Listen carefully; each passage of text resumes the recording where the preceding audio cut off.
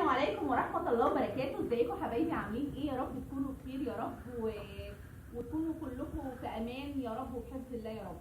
النهارده يا جماعة جاي اتكلم عن موضوع مهم جدا جدا جدا. اكيد كل الناس اللي فاتحة قنوات الموضوع ده يهمها، فلازم انتوا تسمعوا معايا الموضوع ده لغاية النهاية خالص. الموضوع ده يا جماعة كان شاغلني جدا جدا، انا واحدة صاحبة قناة. الموضوع ده كان قرفني وكان شاغلني وكان بجد مبهدل نفسيتي خالص خالص خالص. يعني صدقوني بجد والله العظيم كان مدمر حياتي. يعني مش عارفه اقول لكم ايه والله. بس الحمد لله بعد ما وصلت مين اللي بيعمل فيا الموضوع ده، يعني مش هقدر اقول لكم ان انا ارتحت شويه، لا بالعكس ده انا تعبت كمان اكتر. بصوا يا جماعه، اي حد بيتفرج على اي قناه بلاش بالله عليكم ديسلايك. يعني انت مش عاجبك ايه المحتوى بتاع القناه بلاش تعملها ديسلايك، اخرج بره وبلاش ديسلايك خالص. انا يا جماعه عرفت مين اللي بيعمل لي ديسلايك، انا دلوقتي عرفت مين اللي بيعمل لي ديسلايك.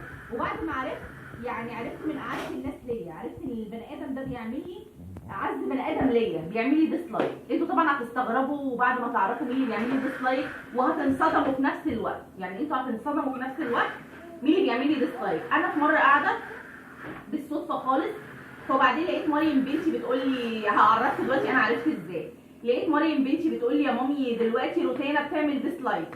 فانا فكرت ان روتانا بنتي بتعمل لقناه ثانيه، قلت لها ليه يا روتانا حرام عليكي بلاش ديسلايك. لو انت مش عاجبك الفيديو بتاع القناه او المحتوى بتاع القناه بلاش تعملي ديسلايك، اخرجي بره وبلاش تتفرجي. فلقيت مريم بتقول لي لا يا مامي دي بتعمل ديسلايك على قناتك انت.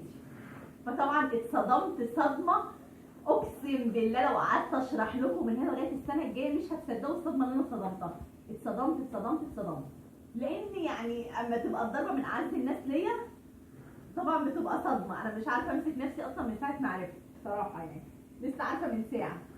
فدلوقتي يا جماعه هجيب لكم روتانا تشرح لكم هي ليه بتعمل لمامي ديسلايك. تعالي يا روتانا، تعالي. انت بتعملي لمامي ليه بقى ديسلايك؟ يعني عرفي الناس كده الاول، سلمي عليهم ازيكم. روتانا بتسلم عليكم يا جماعه، بس هي من نوع الكسوفه جدا، وهي خرجت معايا في فيديو قصير كده اللي هو بتاع التمثيل، بس هي بتتكسف. يعني انت ليه بقى بتعملي لمامي ديسلايك؟ بصي للناس ليه بتعملي ديسلايك؟ عشان فيديو المام بتاعك مش عاجبني. مش عاجبك؟ عشان الفيديو بتاعي مش ازاي؟ طب هو مش عاجبك ازاي؟ ما انت ليه بتتفرجي عليه مره واثنين وثلاثه وبتاع فتاتات؟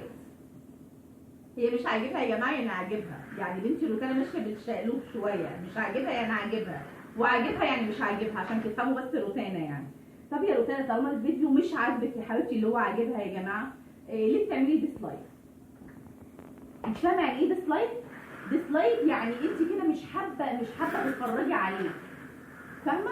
يعني انت ما تعمليش لحد ديسلايك كده يا روتي. لو انت مش عاجبك القناه بتاعته او مش عاجبك الفيديو بتاعه بلاش ديسلايك لحد، عشان حرام. ماشي ولا مش ماشي؟ والله انا حاسه يا روتانا ان انت هتكرري تاني وهتعملي ديسلايك. مش هتعملي ديسلايك روتانا؟ هتعملي ديسلايك ولا لا؟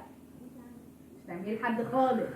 انا على ما اعتقد يا روتانا يا جماعه عندها في التليفون بتاعها يعتبر ولا يعني 5000 قناه ممكن تكون مشتركه فيهم. كل القنوات اللي هي مشتركه فيهم اكيد عملت لهم ديسلايك. اذا كان يعني روتانا بتعمل لمامتها ديسلايك مش هتعمل للناس دي ديسلايك؟ فيا جماعه انا عايزاكم طبعا تحكموا وقولوا لي اعمل ايه مع بنتي روتانا، اعاقبها ازاي واعمل فيها ايه. طبعا يا ريت تقولوا لي. طبعا انت بتضحكي. قولي للناس يلا مع الف سلامه. مع السلامه. مع الف سلامه يا جماعه، وفي رعايه الله، والسلام عليكم ورحمه الله وبركاته.